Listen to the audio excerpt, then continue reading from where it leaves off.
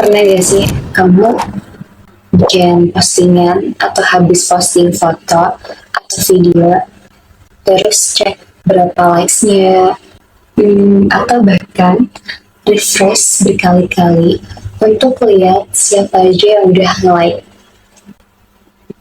Kalau iya, kamu nggak sendirian. Dan yang penting, kamu nggak aneh. Justru itu, semuanya bisa dijelaskan secara psikologis. Assalamualaikum warahmatullahi wabarakatuh.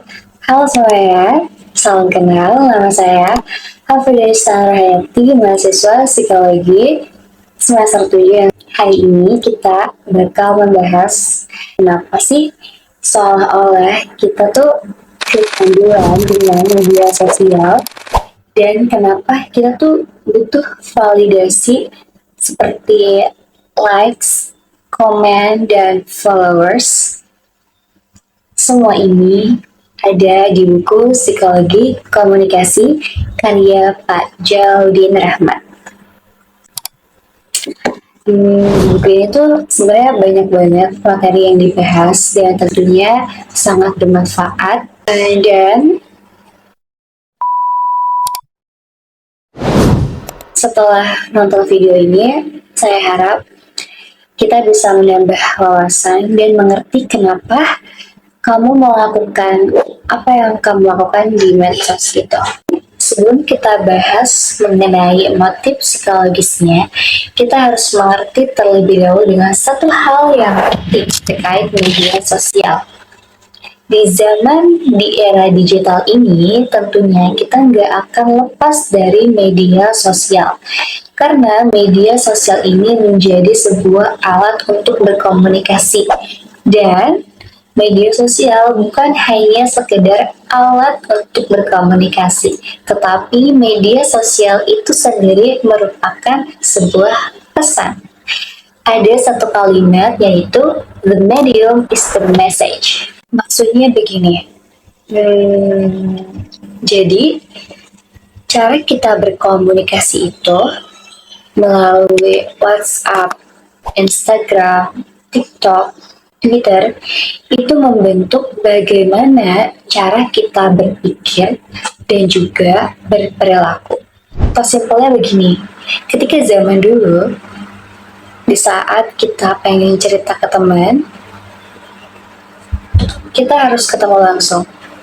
Berbeda dengan sekarang, tapi ya sekarang juga kalau pengen lebih intens tuh ya ketemu langsung juga. Cuma sekarang tuh jauh berbeda banget. Kita kalau misalnya emosi itu tuh bisa langsung chat lewat WhatsApp atau video call. Nah, yang dulu itu komunikasi itu private, one-on-one. Sedangkan kalau sekarang itu ya bisa broadcast, semua orang tuh bisa lihat dan bisa bereaksi. Nah, perubahan di medium ini juga mempengaruhi motif psikologisnya. Terus, apa aja sih motif psikologisnya yang bikin kita stuck di media sosial?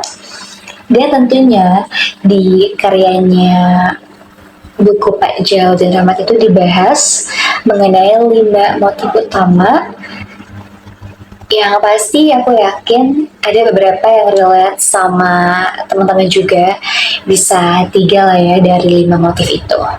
Yang pertama yaitu melarikan diri dari realitas. Nah, coba deh diingat-ingat. Sekarang, kapan kali terakhir kamu scroll TikTok, Instagram, misalnya apa pas lagi nugas, atau pas lagi overthinking malam-malam sampai begadang berjam-jam lupa waktu, atau bisa juga sekarang lagi scroll. Ini bisa disebut sebagai pelarian ketika kita menggunakan media sosial untuk lari dari masalah atau rutinitas yang membosankan.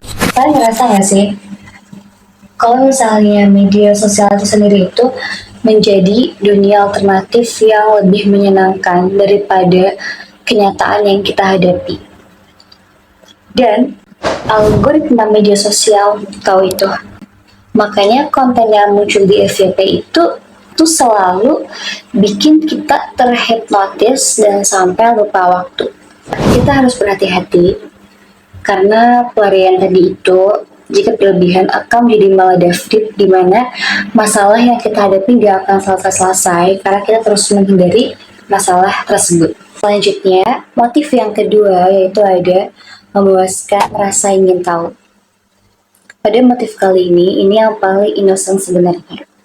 Karena ya kita tuh pasti pengen mengetahui informasi-informasi baru atau mungkin sekedar pengen tahu aja gimana kabar teman kita atau kehidupan yang lain seperti apa. Yang tuh ya misalnya begini, kita pengen tahu nih ada berita apa aja hari ini, bisa berkaitan dengan isu ya terkait apa yang terjadi di negara kita atau gosip tentang artis A, B, C, D. Nah, secara psikologis, ini berkaitan dengan kebutuhan kognitif kita. Otak kita ini senang untuk mendapatkan stimulasi baru dan informasi baru. Selanjutnya, yang ketiga, yaitu menentukan tujuan hidup dan identitas. Ini sih yang paling menarik, di mana di era digital saat ini tuh media sosial itu menjadi sebuah tempat kita untuk membangun diri kita sendiri. Di media sosial itu seperti kanvas kosong, setiap postingan yang kita upload itu foto, video, caption yang kita tulis itu bagaikan brushstroke-nya yang melukiskan siapa diri kita. Kita pengen dilihat sebagai siapa nih di media sosial itu, sebagai influencer, educator, motivator, content creator, chef, aktivis sosial, dan yang lain sebagainya. Kita mengkonstruksikan diri kita atau identitas kita itu lewat konten yang kita buat dan kita bagikan melalui media sosial tersebut. Bisa melalui Instagram, bisa melalui TikTok, WhatsApp, YouTube, dan lain sebagainya. Dan istilah yang kita kenal sekarang itu ada namanya personal branding. Sekarang tuh kita tuh sering banget kayak orang-orang yang kita lihat di style feed Instagram itu ada yang estetik, yang cute, yang elegan, yang natural, alami dan sebagainya. Ya pokoknya sesuai sama selera mereka. Dan itu semua adalah cara mendefinisikan atau merekonstruksikan diri kita di dunia digital. Ini semua gak salah. Apa yang kita buat di media sosial, apa yang kita pengen ya buat aja, gak apa-apa. Yang penting kita senang, gak masalah. Tapi kita hanya perlu sadar bahwa identitas yang kita buat di online itu atau di dunia digital itu bukan sepenuhnya identitas real kita. Jangan sampai kita kehilangan jati diri kita hanya karena sekedar mengejar persona online yang sempurna. Yang keempat, itu ada memberi makan ego. Memberi makan ego atau memanjakan ego adalah kebutuhan sosial psikologis lainnya. Setiap orang ingin percaya diri, ingin memelihara konsep diri yang positif, ingin diperhitungkan, dan ingin diperhatikan. Likes, comment, followers, view, and share, the feel good period. Setiap notifikasi trigger dopamin di otak kita. Literally bikin kita happy. Masalahnya begini, jika kita bergantung pada media sosial terkait harga diri kita karena validasi eksternal itu, ketika postingan yang biasanya likes-nya itu ratusan bahkan ribuan, yang komen juga selalu banyak, terus ada yang share lagi, tiba-tiba di satu waktu likes-nya menurun, bahkan yang komen tuh 1-2 itu pun hate gitu. Bisa aja harga diri kita langsung kayak merasa gagal, wah kayaknya kontennya nih gak menarik deh, kontennya yang gak menarik apa orang-orang udah gak mau ngelirik ya. Terus akhirnya harga diri pun menjadi menurun. Dan ini yang paling bahaya.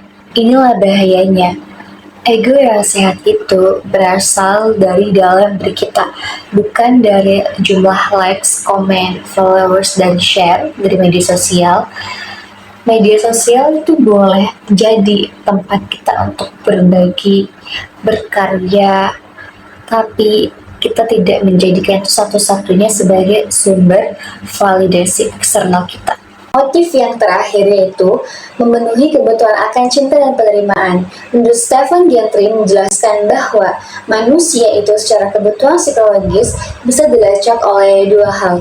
Yang pertama, need for control, di mana kita semua merasa butuh punya kendali atas kehidupan kita. Dan yang kedua, need for relatedness, kita merasa butuh connected, terhubung dengan orang lain. Nah, media sosial itu somehow bisa memenuhi kedua kebutuhan tersebut. Need for control di media sosial.